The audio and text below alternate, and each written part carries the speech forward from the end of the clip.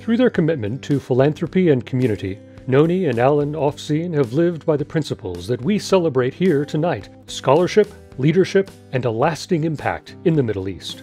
This is a very unusual evening for Alan and for Noni. They have never sought public praise for their giving to the Washington Institute, nor, to my knowledge, for any of their philanthropic giving. They are private people, caring people, and deeply loving people. When he speaks, everybody stops to listen because they know he has something very important to say, and it's usually the thing that crystallizes the discussion. The Aufziens are some of the most generous and kind people I've ever met.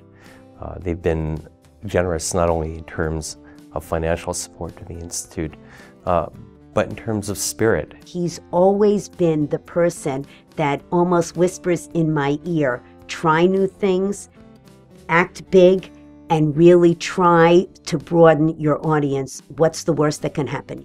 Introduced to the Washington Institute by Alan's childhood friend and our late Chairman Emeritus, Fred Lafer, they have been steadfast and passionate trustees devoted to the Institute's mission and its success. The Arab world has been a volcano for the last 4 years.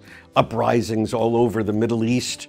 Understanding exactly what's going on, the dynamics of this, is what we do at the Institute. And Alan and Noni have invested through the Aufzien Fellowship, through Dave Shanker's work, and the work that Dave leads as director of the Arab Politics Program, in having real on-the-ground knowledge. They, like the Institute, understand just how important it is to have this detailed knowledge of developments, internal developments within the Arab world.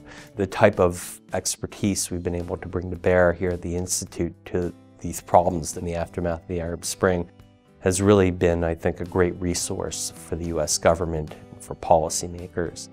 Their dedication, the Aufziens' dedication to the Institute, has really had an impact on policymaking at the highest levels of the U.S. government.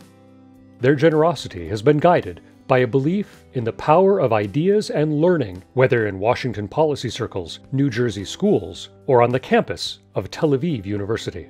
We've had many conversations regarding an investment in Israel, and in fact, in investing in Israel's most important natural resource, its human capital, future leaders, students. They have led by their philanthropy in cutting-edge science and research that will impact the world in Parkinson's disease, in the dental clinic, in those activities that have a wider spectrum than just a scholarship and a specific discipline. They think big, and they put their money behind those big ideas. Their selfless dedication to community and country is a reflection of the love that they have shared for 58 years. They're very devoted to each other, and really they're a very good example of what a married couple ought to be all about. They got a great family.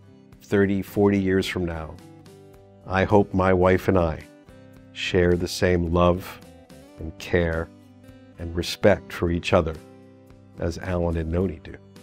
Their attitude about the things that I think are important, community, family, and Israel,